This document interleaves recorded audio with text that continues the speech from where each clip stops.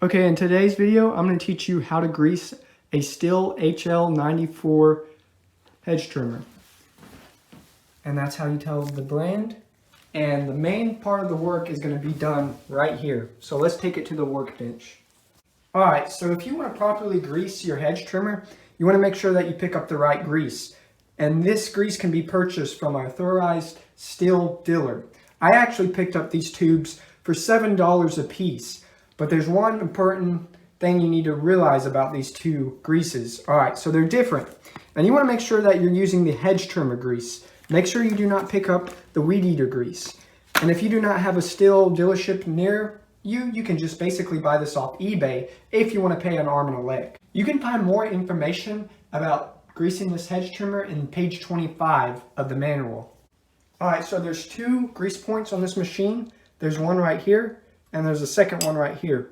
The first one we're going to be unscrewing is this one. But before we do that, we need to talk about what tool you can use. So basically, this is a multi-tool that comes with every Stihl piece of equipment.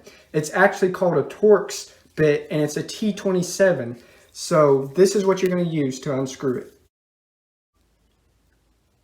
Alright, so it's been about 3 years since the last time I've greased this machine. And you're supposed to grease it every 25 hours of operation. So it's actually pretty surprising that there's still grease in here.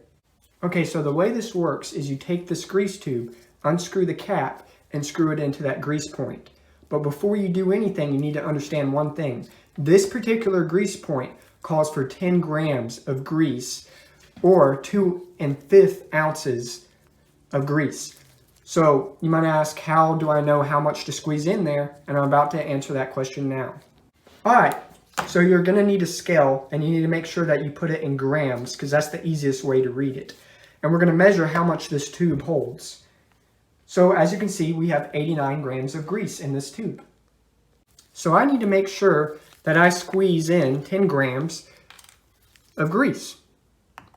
And now the manual says to squeeze in 10 grams if it's completely empty. So don't worry too much if you don't fill it up all the way. So I'm just squeezing the tube.